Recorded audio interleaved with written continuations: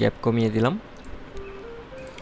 তো এখন যদি আমি এখানে লেখা শুরু করি, ধরুন এখানে অনেক লিখছি, কন্ট্রোল সি দিয়ে কপি, কন্ট্রোল ভি দিয়ে পেস্ট, আমি অনেক লেখা লিখে ফেলছি।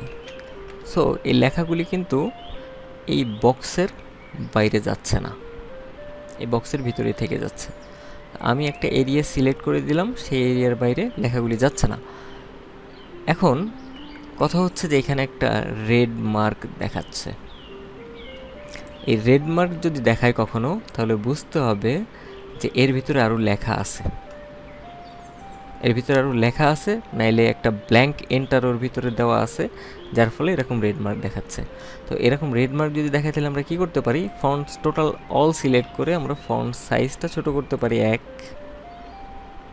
সব লেখা ভিতরে চলে আসছে।